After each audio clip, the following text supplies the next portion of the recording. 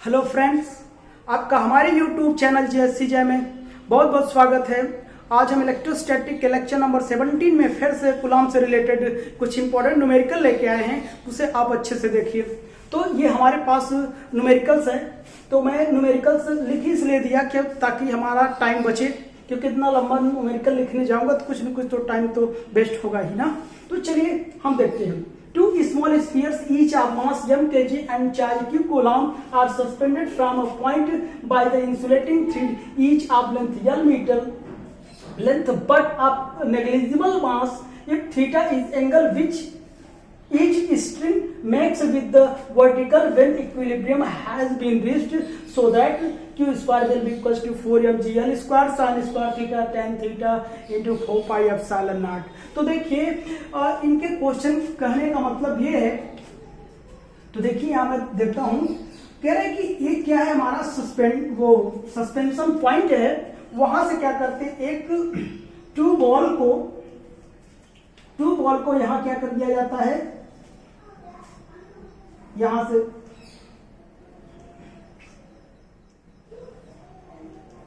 Hang कर दिया जाता है। तो ईच पर मास m है, चार्ज कितना है, q है, ठीक। ये मैंने यहां मिला दिया, ये पॉइंट A है, ये हमारा कितना है, B है। कह रहा है इसका लेंथ क्या है, L है। इस जो स्ट्रिंग है, थ्रेड है, उसका मास नेग्लिजिबल है और इन दोनों का मास गिवन है, आपको दिया है। और एक बात और है, ये क्या करता है कि ओरिजिन से ये कितने एंगल पे है, थीटा एंगल पे है, वो गिवन है यहाँ पे। देखिए कह रहा है thread each of length L metre और if theta angle which each string makes with the vertical से कितना एंगल बना रहा है, थीटा एंगल बना रहा है। और कह रहा है ये जब ये क्या हो जाएगा, इक्विलिब्रियम पोजीशन में पहुंच जाएगा, तब हमको ये चार्ज शो करना है। कब? जब ये इक्विलिब्रियम कंडीशन में पहुंच जाएगा, तब ये दोनों, जब दोनों क्या कहते हैं, हमारे स्फीयर इक्विलिब्रियम कंडीशन में पहुंच जाएंगे, तब हमें चार्ज शो करना है। चलिए हम इसे मिटा देते हैं, ठीक।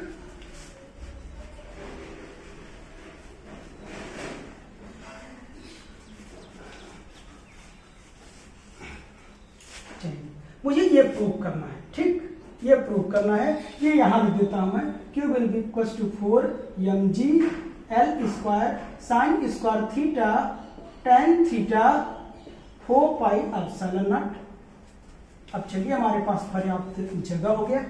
तो चलिए अब हम देखते हैं कि इस फिगर को आप देखिए, तो ये बताइए, अगर ये ऑब्जेक्ट है, अंदर की ओर क्या करेगा, एक टेंशन एक्ट करेगा, अफकोर्स करेगा। यहां सेंटर फोनेमिंग कर देता हूं, ठीक। जब टेंशन एक्ट करेगा,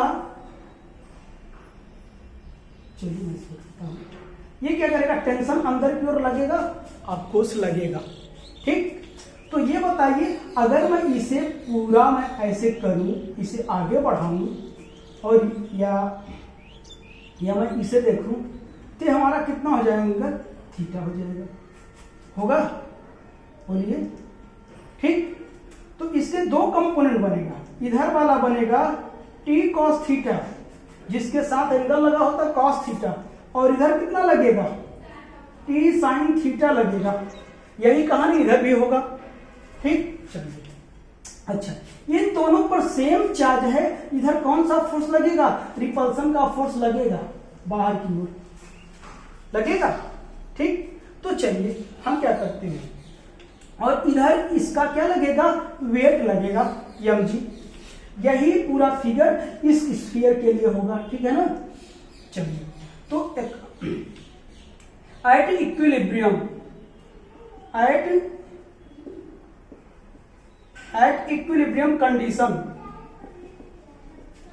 कंडीशन बताइए क्या हो जाएगा, t cos theta will be equal to कितना होगा, mg हो जाएगा, ऑफकोर्स होगा, देख रहे हैं ना ये। और बताइए f will be equal to कितना हो जाएगा, f will be equal to कितना हो जाएगा, बताइए, t sin थीटा हो जाएगा, होगा। चलिए मैं दोनों को डिवाइड कर देता हूं, सेकेंड डिवाइड बाई फर्स्ट, तो t sin theta by T cos theta will be equal to F by M G. इसमें इसको डिवाइड किया मैंने, ये टी से टी कट गया, हमारे पास tan थीटा मिल गया, यह बाई कितना मिला, एम जी मिला। ठीक, तो अब देखिए यह will be equal to M G tan theta. ठीक, अब अकॉर्डिंग टू कूलॉम्स लॉ, ये आप जानते हैं क्या है, कूलॉम्स लॉ है, इलेक्ट्रोस्टैटिक फोर्स है ये। तो यहां पर मैं कितना रख सकता हूं, 1/4 pi epsilon naught, charge same है, क्यू स्क्वायर बाई डिस्टेंस कितनी होगी हमारी, ए बी होगी, ए बी का square M G tan theta. तो क्यू स्क्वायर मुझे मिल रहा है, Q square will be equal to A B square M G tan theta into 4 pi epsilon, यहां मिल गया। अगर ए बी मुझे मिल जाए तो काम हो जाए।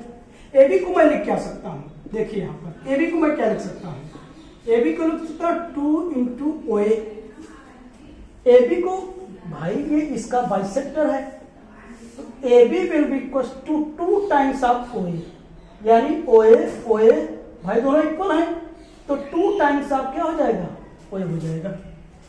ठीक है ना, तो अब बताइए, मैं यहां रख देता हूं, और ओ ए की तरह है, कोई बताएगा ओ ए कितना, अगर ये यल है, देखिएगा ये यल है, ध्यान सुनिएगा, ये यल है तो ये यल कॉस थीटा हो जाएगा, इधर कितना हो जाएगा, यल साइन थीटा हो जाएगा।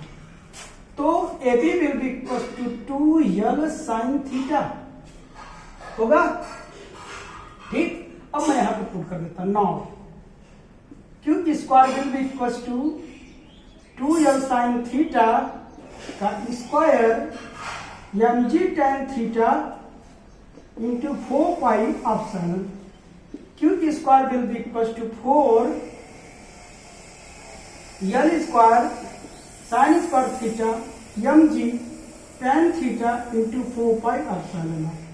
चलिए हम मैच करवा लेते हैं, Q square will be equal to 4, वहां क्या लिखा है, एम जी लिखा है, फिर क्या है, यल स्क्वायर लिखा है, साइन स्क्वायर लिखा है, tan थीटा लिखा है इंटू 4 पाई एप्सिलॉन नॉट। तो आपने देखा, मैंने चार्ज निकाला, तो बच्चों कुछ नहीं है, आपने 11th क्लास में देखा होगा ये जो एफ बी डी आप बनाते हैं, तो यहाँ टेंशन मैंने निकाला, टेंशन पे इधर टी कॉस थीटा, इधर वेट हो गया, और इलेक्ट्रोस्टैटिक फोर्स इधर हो गया, इक्विलिब्रियम कंडीशन में दोनों इक्वल हो गया, ये दोनों इक्वल हो गया, दोनों को डिवाइड कर दिया मैंने। और रही बात ये डिस्टेंस, वो डिस्टेंस तो सभी जानता है, ये जो हमारा डिस्टेंस है ए बी है, कितना है बताइए, ओ ए प्लस कितना है, ओ बी है कि नहीं, और दोनों क्या है, ओ ए बराबर ओ बी है, तो मैं रख दूंगा ना, O A plus O A will be equal to 2 times of O A. अगर नहीं समझ में आया हो तो, और ओ ए मैं कंपोनेंट बना के निकाल दिया, ये क्या है, यल कॉस थीटा, यल साइन थीटा, तो इसका कितना, यल साइन थीटा। ठीक, तो आप देख लीजिए, देखिए सेकंड क्वेश्चन हमारे पास है, 2 particles each having a mass 5 gram and charge 10⁻⁷ coulomb stay in limiting equilibrium on a horizontal table with a separation of 10 centimeter between them.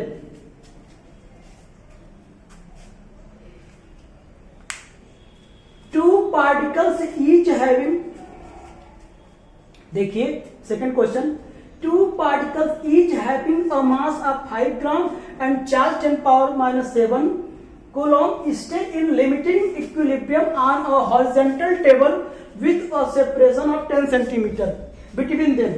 The coefficient of friction between each particles and table is the same. Find the value of this coefficient. अगर मैं कहूं कोई हमारे पास क्या है, horizontal table है, हमारे पास horizontal table है, ठीक, यहां पर हमारे पास 2 पार्टिकल्स हैं, हमारे पास 2 पार्टिकल है, एक पर प्लस चार्ज है, इस पर भी प्लस चार्ज है, ठीक है ना, कह रहा है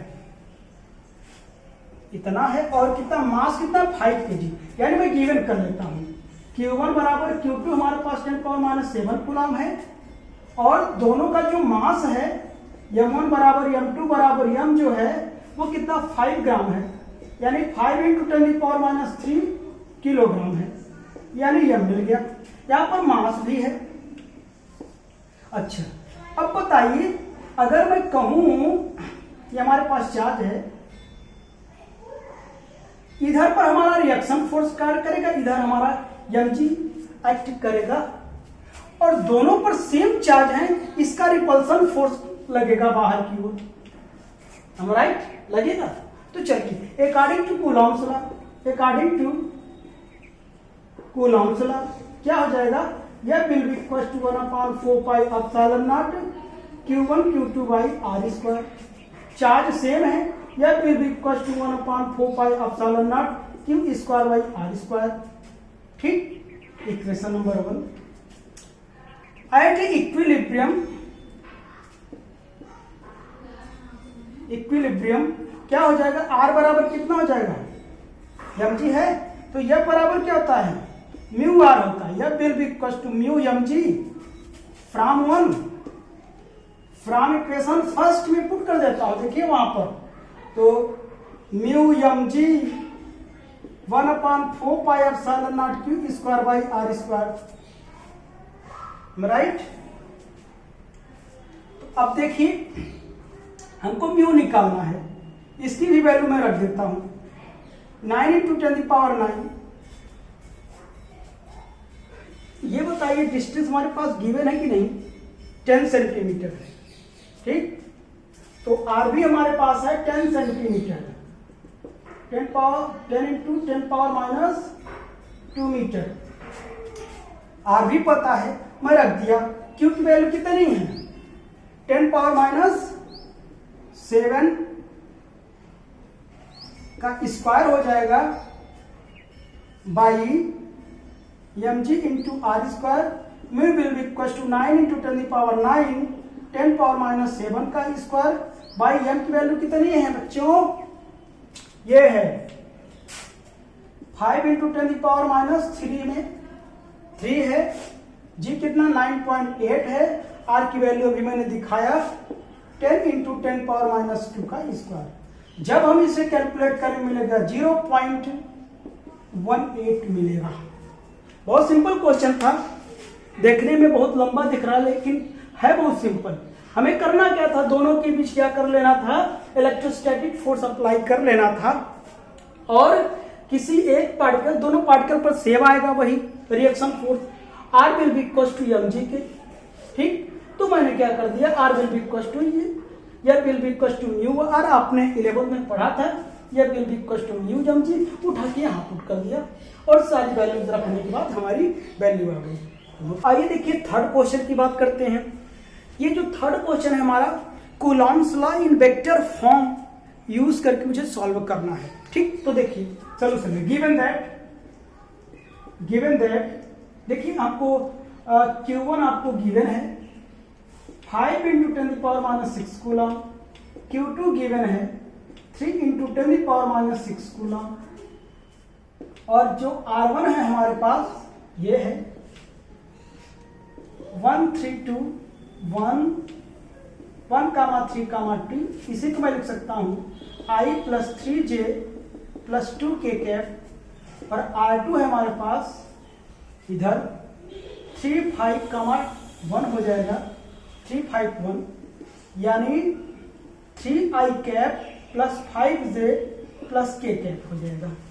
ठीक, हमको निकालना क्या है, F1 F2, यानी F12 एंड F21 वेक्टर मुझे फाइंड आउट करना है।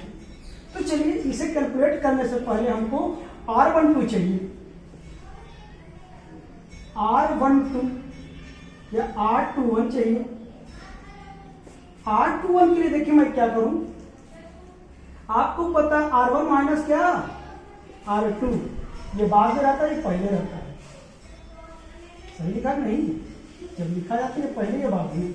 तो चलिए R1 मुझे पता है, R1 ये है I cap 3j + 2k cap minus R2 ये है 3i 5j + k cap. I3j plus 2k cap minus 3i minus 5j minus k cap I minus 2i cap minus 2j cap minus k cap.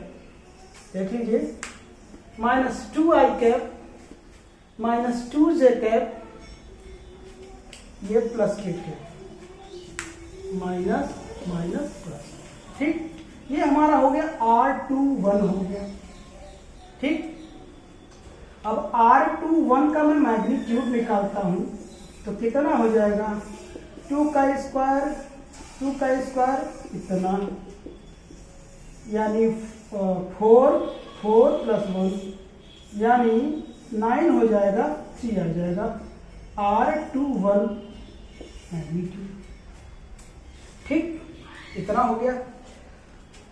तो मुझे क्या चाहिए, R21 cap चाहिए, R21 vector, R21 mod.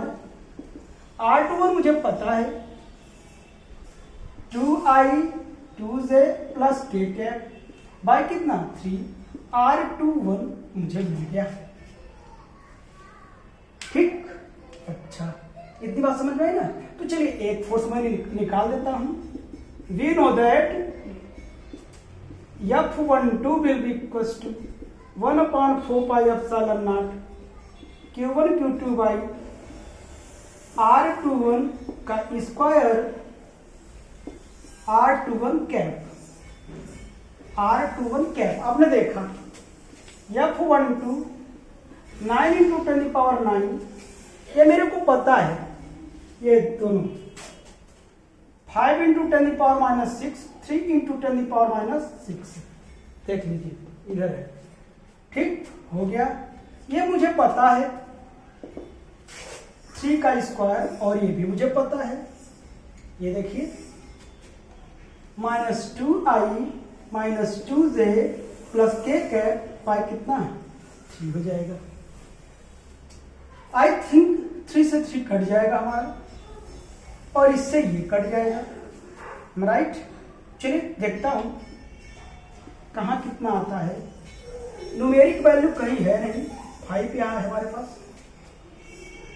5 × 10 की power, देखिए 6 6 12, 12 में से 9 गए, माइनस 3 आएगा। ठीक, और यहां पे कितना आएगा, into minus 2i minus 2j plus k cap. ये माइनस में बाहर कर लेता हूं, माइनस 5 × 10⁻³ और कितना हो जाएगा 2i plus 2j minus k cap. ये हमारा F12 आ गया वेक्टर फॉर्म में। ठीक, F12 आ गया वेक्टर फॉर्म में। अब मैं F21 निकालना चाहूंगा, तो बताइए F21 कितना आ जाए, इतना ही आना चाहिए, क्योंकि कूलॉम्स ने बताया था ये इक्वल एंड अपोजिट होते हैं, इक्वल एंड अपोजिट होते हैं। यानी ये जो है हमारा, ये क्या होना चाहिए, F21, यानी अगले वाले में माइनस नहीं आना चाहिए। तो चलिए ट्राई कर लो, देख लेता हूं। चलिए यहां आपने देखा, चलिए हटा दूं। क्वेश्चन लंबा है लेकिन सिंपल है, काफी सिंपल है। अब हमें क्या चाहिए, R12 चाहिए, यानी R2 माइनस R1 चाहिए। R2 हमारे पास ये है 3i 5j plus k cap, कहीं मैं डायरेक्ट लिखूं minus i minus 3j minus 2k cap ना, कितना हो जाएगा 2i plus 2j minus k cap आएगा। R12 मिला मुझे, R12 का मैं क्या करूं, माड निकालूं, 4 4 1 9, यानी कितना आएगा, हमेशा से कहा जाता मैग्नीट्यूड सेम होता है। ठीक, अब मैं कहूं R12 का कैप निकालूं, तो R12 vector by mod R12 तो 2i plus 2j minus k cap by कितना 3r12 हो जाएगा। तो जो हमारे पास जो फार्मूला होता है,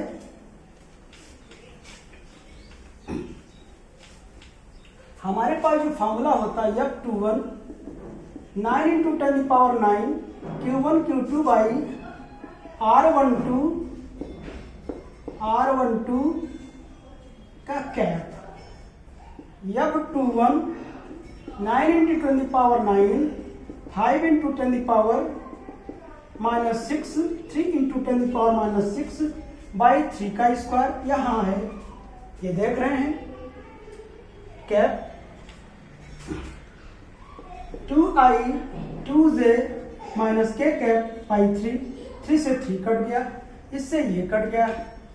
F21 कितना आया हमारे पास 5 इंटू 10 पावर 6 माइनस 3 आया 2i plus 2j minus k cap. मैंने आपसे कहा था, देखिए एक में माइनस है एक में प्लस है, ओवरऑल मैंने यही बता दिया, यही आएगा F12 will be minus F21, यही तो है। देख लीजिए इक्वल एंड अपोजिट, माइनस क्या शो कर रहा है अपोजिट कर रहा है। तो बहुत इंपॉर्टेंट क्वेश्चन था, मैं ज्यादा नहीं बताऊंगा, वेक्टर फॉर्म में एक बता दिया, आप साइड बुक से जहां भी न्यूमेरिकल मिले आप उसे करते रहे, ठीक, नोट कर लीजिए।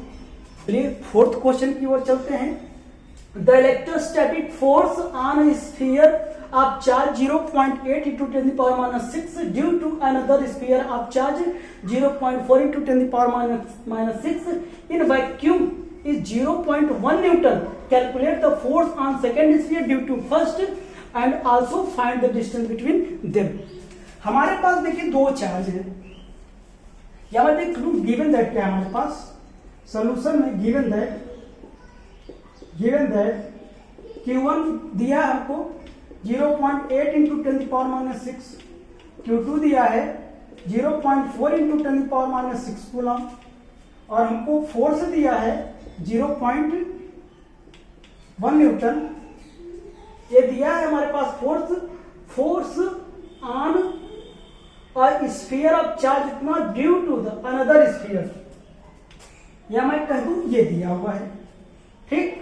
और हमको निकालना क्या, F21 निकालना है और R निकालना है, ठीक।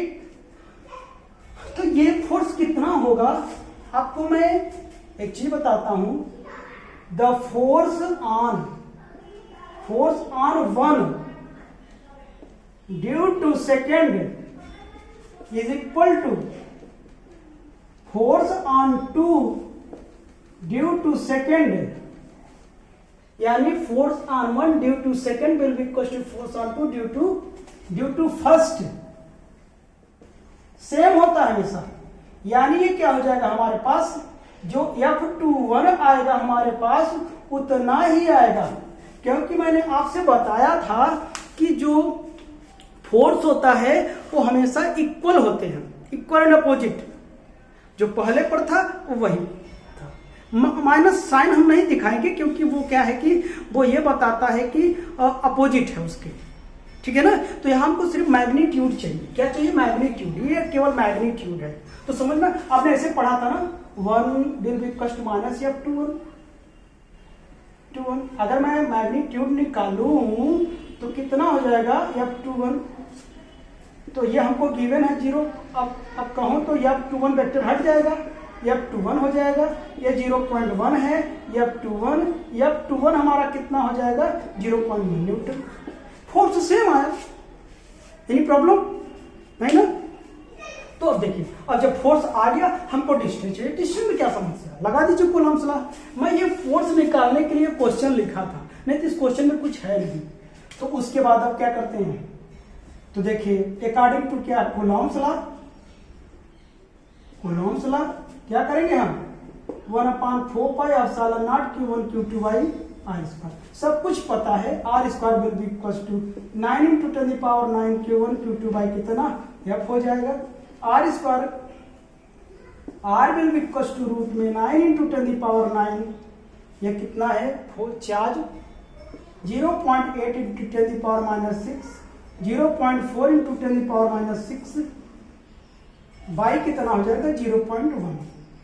बस कैलकुलेट कर दीजिए, 0.17 मीटर आएगा।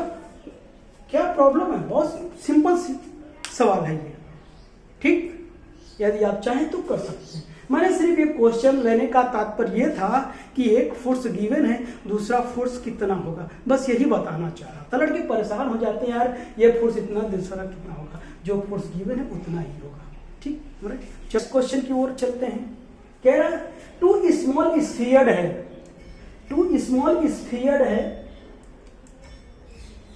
contain charge q1 and q2. A charge dq is removed from the sphere carrying charge q1 and is transferred to the other. Find the charge on each sphere for maximum electric force between them. हमारे पास दो sphere है, देखिए एक sphere है, दो sphere है। इस पर जो चार्ज है कितना कैरी कर रहा है, ये q1 है। इस पर कितना है, q2 कह रहा है। कह रहा है इससे चार्ज जो है हमारा ट्रांसफर हो जा रहा है कितना, q1।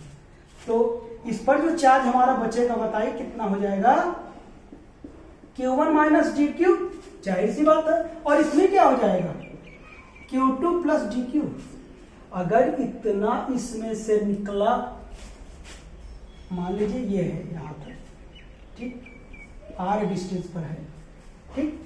यहां से अगर इतना निकला, यहां इतना बचेगा, इसमें ऐड हो जाएगा, ठीक। तो दोनों पर चार्ज रहा है, तो इसे मैं नया नाम दे देता हूं Q डैश, और इसको क्या देता है, Q delta. According to Coulomb's law, according to Coulomb's law क्या हो जाएगा, यह will be equal to 1/4 pi epsilon naught Q dash और Q double dash by R square.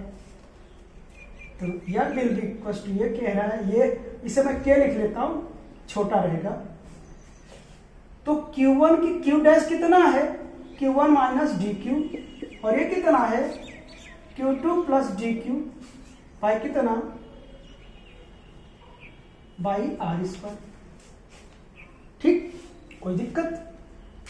और कह रहा है कि for maximum electric force, maximum electric force के लिए उन पर कितना चार्ज होगा। जब भी मैक्सिमम इलेक्ट्रिक फोर्स कहीं भी हो, मैक्सिमम इलेक्ट्रिक फोर्स फील्ड कहे तो हम क्या करते हैं, उसी का क्या करते हैं, जो डिफरेंशिएट होगा, डिफरेंशिएट कितना कर दूंगा, फर्स्ट डेरिवेटिव 0 कर दूंगा। ये याद रख, जब कभी भी अगर मैक्सिमम इलेक्ट्रिक फोर्स फील्ड कुछ भी दे दे तो हम उसका डेरिवेटिव क्या करेंगे, 0 कर देंगे। और वो डिपेंड करता है डेरिवेटिव किसका है, चार्ज का है, पोजीशन का है, वो क्वेश्चन में गिवन रहेगा कि यहाँ तो चार्ज का है, ठीक है ना।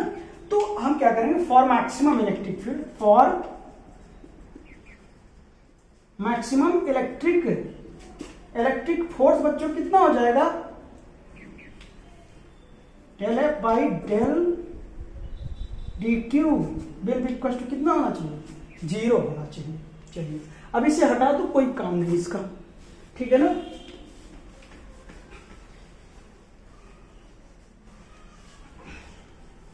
चलिए अब देख रहा हूं, तो आप डिफरेंशिएट करना सीखे होंगे। तो देखिए del F by del dq, del dq यानी dq के रिस्पेक्ट में हो रहा डिफरेंशिएट हमारा। 1 मिनट, पहले मैं इसे क्या करता हूं, मल्टीप्लाई कर लेता हूं, मल्टीप्लाई कर लेता हूं k बाई आर स्क्वायर, इसका मल्टीप्लाई कर लेता हूं Q1 Q2 plus Q1 dq, अब इसका करो, माइनस Q2 dq और माइनस dq स्क्वायर, ठीक। चलिए अब डिफरेंशिएट करता हूं, डिफरेंशिएट विद रिस्पेक्ट टू क्या, dq। तो del F by del dq will be equal to k R square. यहां तो कुछ है नहीं, dq के रिस्पेक्ट में हो रहा है, तो कितना होगा, 0 होगा। यहां इसका क्या हो जाएगा, इसका हो जाएगा तो q1 बचेगा, इसका 1 हो जाएगा तो q2 बचेगा, और यहाँ 2dq बचेगा। और ये कह रहा है 0 हो जाएगा। जब ये 0 हो जाएगा k बाई आर स्क्वायर, ये क्या बचेगा q1 minus q2 minus 2dq, यही तो बचेगा ना। तो k R square q1 minus q2 minus 2dq will be equal to 0। ये 0 में चला जाएगा, q1 minus q2 minus 2dq बराबर 0 माइनस। तो अब चलिए हम इसको इधर उठा लाते हैं। 2dq will be equal to q1 minus q2 dq बराबर q1 माइनस q2 बाई 2। ये बात समझ में आई क्या? आई होगी। ये मैं इधर ले आऊंगा तो प्लस में हो जाएगा, 2 को नीचे उठा लेंगे, वही तो है। dq की वैल्यू मिल गई। ठीक, यहां तक आप देख लीजिए। तो मैं इसे हटाना चाहूंगा, जगह नहीं मेरे पास। ठीक, चलिए हटा दूं। अब देखिए, charge on sphere first sphere ये है, कितना है q1 माइनस dq है, यानी यही तो q डैश था ना।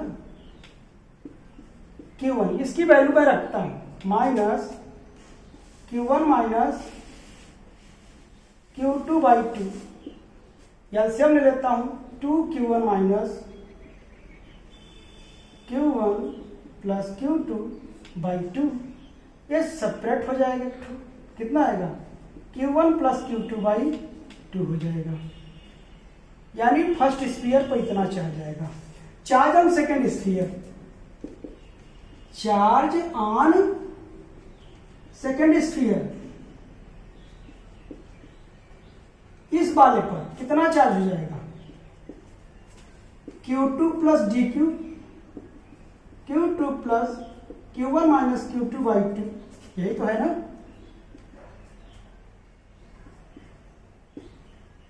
To q2 plus q1 minus q2, इसमें से एक निकल जाएगा,